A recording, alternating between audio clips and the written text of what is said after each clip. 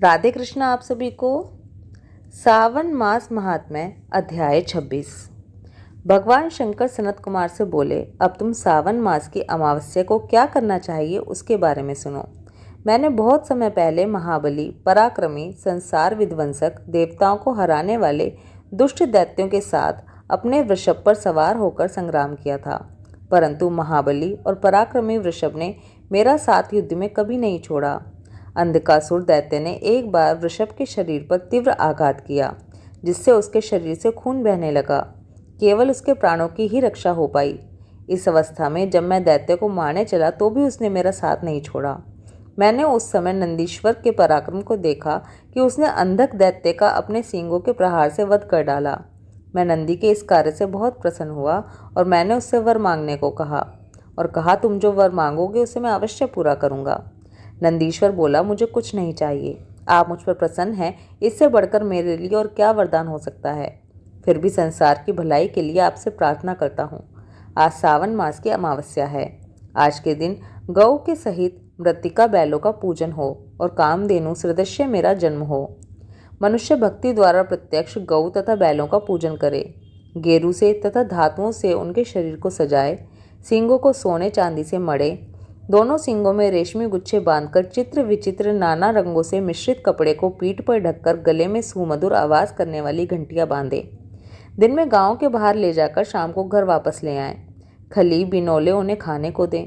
जो ऐसा करे उन्हें यहाँ गोधन की वृद्धि हो। मैंने वृषभ से कहा, तुमने जो मांगा है वह सब तुम्हें अवश्य मिलेगा। जो वृषभ आज के दिन किसी काम में ना लगाया गया हो, केवल भूसा खाता हो, पानी पीता हो, उसे पोल कहते हैं। उसी नाम से आज का दिन भी पोल कहा जाएगा। आज का दिन जगत में पोला के नाम से प्रसिद्ध होगा। मनुष्य को आज के दिन सब इच्छाओं को पूर्ण करने वाले बैलों का उत्सव मनाना चाहिए। हे सनत कुमार, अब मैं तुम्हें कुशात्पाटिनी विधि बताता हूँ। सावन मास की अमावस्या के दिन स्नान करके पवित्र होकर कुशोत्पाटन करना चाहिए। कुश को बार बार प्रयोग करने पर भी वह शुद्ध रहता है। कुश, काश, भव, दुर्वा, खंस, कुंदक, गेहूं, चावल, मुंज और घास, यह कुशा के 10 भेद बताए हैं। ब्रह्मा द्वारा नैसर्गिक उत्पन्न दर्भ मेरे सब पापों को नष्ट करे। स्वस्ति कारक हो, ये मंत्र कहकर पूर्व उत्तर के बीच ईशान कोण में मुख करके होम फट मंत्र द्वारा एक ही बार कुश उखाड़ना चाहिए। जिन कुशों के अग्रभाग सूखे ना हों, ऐसे हरे रंग के कुश देव कार्य और जपादि कर्म में, जड़ रहित कुश पितृ कार्य में रखना चाहिए। देव कार्य और पितृ कार्य के लिए 7 पत्र के कुश उत्तम बताए गए हैं। मध्य में पत्र ना हो ऐसे अग्रभाग सहित आदेश प्रमाण कुश पवित्रा में रखने योग्य हैं।